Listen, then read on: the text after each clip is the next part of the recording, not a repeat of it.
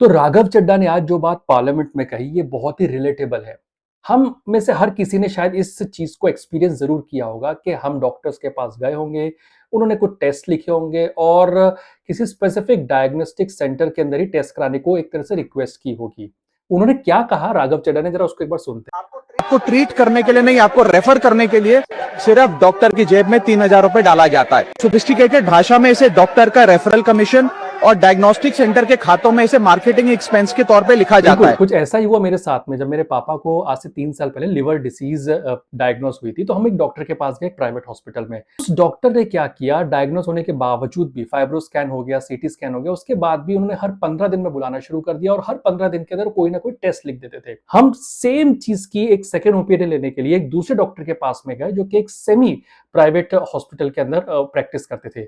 उन डॉक्टर से साफ तौर पर कहा कि इस तरह के किसी भी टेस्ट को कराने की जरूरत नहीं है, और ये सुनकर के हम लोग चौंक गए थे। हमें महसूस तो हो रहा था कि ये टेस्ट कुछ बेतुके से लग रहा है, जरूरत नहीं है कि हर 15 दिन में जब भी हम फॉलोअप मीटिंग के लिए जाते थे दिखाने के लिए ओपीडी में, वो कोई ना कोई टेस्ट रेकमेंड कर देते थे, रेफर कर देते थे और एक स्पेसिफिक लैब में ही टेस्ट कराने को कहते थे। देखिए, इंडियन एक्सप्रेस की रिपोर्ट है, ये 2017 की है, लेकिन ये बहुत ही ज्यादा वैलिड है। देखिए, ये अब देखिए कि कर्नाटका के अंदर, बेंगलुरु के अंदर इनकम टैक्स डिपार्टमेंट ने डॉक्टर्स और जो डायग्नोस्टिक सेंटर है वहां पर इनकम टैक्स की रेट डाली और ये 100 करोड़ का ब्लैक मनी पकड़ा गया। अब आप कहेंगे कि भाई ये ब्लैक मनी में क्या दिक्कत है, कई सारा ब्लैक मनी पकड़ा जाता है देश के अंदर, लेकिन इसमें देखिए कुछ चौंकाने वाली बात यह है कि ये जो था कि जो डायग्नोस्टिक सेंटर थे, ये डॉक्टर्स को रेफरिंग मेडिकल टेस्ट उनको पेमेंट दे रहे थे ब्लैक के अंदर, और यही चीज को इनकम टैक्स डिपार्टमेंट ने पकड़ा। अब क्या कुछ कमीशन रहता है डॉक्टर का, जरा वो भी देख लेते हैं। देखिए, यहां पर इस इंडियन एक्सप्रेस के आर्टिकल में साफ तौर पर लिखा हुआ है कि the commission varied from lab to lab, but the median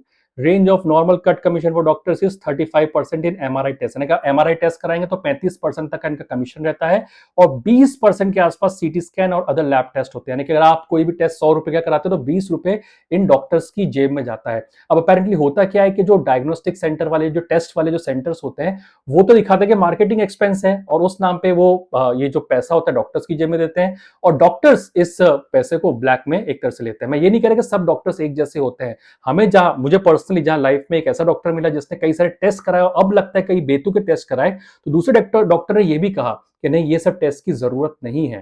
जो टेस्ट का जो खेल चलता है जिसमें कमीशन दिया जाता है, ये कहीं ना कहीं एक ट्रस्ट इशू है, उसको क्रिएट करता है डॉक्टर्स के ऊपर। ये बहुत थिन लाइन होती है कि कौन सा टेस्ट जरूरी है, कौन सा टेस्ट जरूरी नहीं है, लेकिन ये जो पूरा खेल है डॉक्टर्स और पेशेंट के बीच का, ये ट्रस्ट पे चलता है। अगर आपके साथ भी ऐसा कोई एक्सपीरियंस रहा तो मुझे कमेंट में जरूर बताइए।